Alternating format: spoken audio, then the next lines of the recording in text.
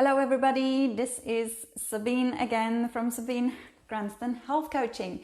For those of you who don't know me, I am a nutritionist and health coach, and I specialize in fatigue and stress management.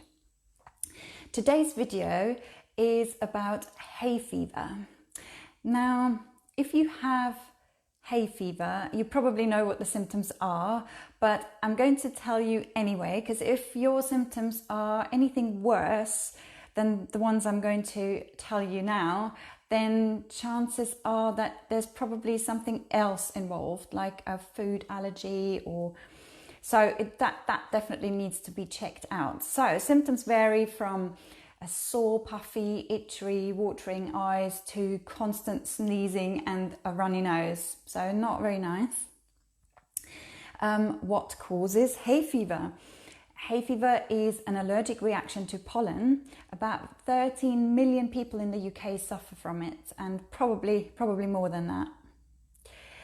Your immune system is basically overreacting to the pollen in the air. So it sees pollen as harmful and releases histamine in an attempt to fight it off.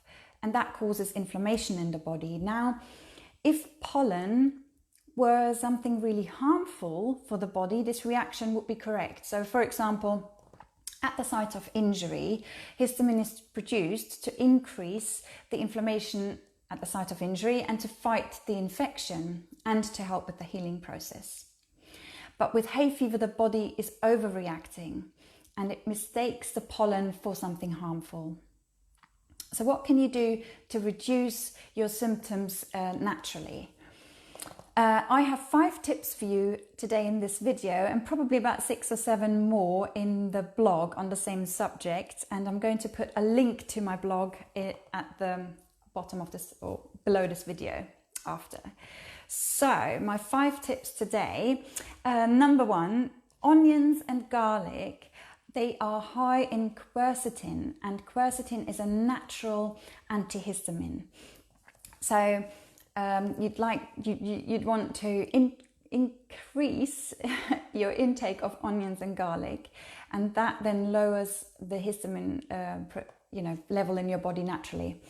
There are also quercetin supplements available, but before you do start taking supplements, please do consult a health professional. Tip number 2, vitamin C can reduce histamine production as well. So increase your intake of foods high in vitamin C. So for example, broccoli, parsley, peppers, they all have a high content in vitamin C. Also citrus fruits, but if you do also suffer from asthma, I would recommend, check if your body is okay with citrusy fruits before you increase those. Tip number 3, vitamin D. Now, studies have shown that a lack of vitamin D makes the symptoms worse. Now, I know that's sort of something you don't really want to go outside that much if you do suffer from hay fever, but really don't avoid the sun, because you need to increase the level of vitamin D in your body to help your immune system. So do go outside and get some sunshine in. And today is really, really sunny and warm. So perfect day to do that. Tip number 4, dairy foods are mucus producing, or they increase the production of mucus in the body. So that can make your symptoms worse. So I would recommend, if your symptoms are really, really bad, cut out dairy from your diet. So, avoid milk and cheese and milk chocolate and those kind of things for a week, and see if that increases or lowers improves your symptoms. There are many dairy alternatives out there these days. So you can choose nut milks, for example, as alternatives, but choose the ones with the least amount of ingredients, and make sure they don't have any added sugar in them. And tip number 5, now raw local honey. You've probably heard about this one, and that can really help. The pollen in the honey, they may protect you from developing a full-blown hay fever, but ideally you should take it daily, sort of a teaspoon daily, before the hay fever season starts, and then it can have a full effect.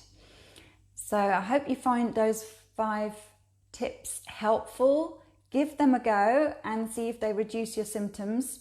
And please do read my blog, and I'll put the link below the video, and there'll be about 6 or 7 more hints and tips on what you can do to help your body fight the hay fever.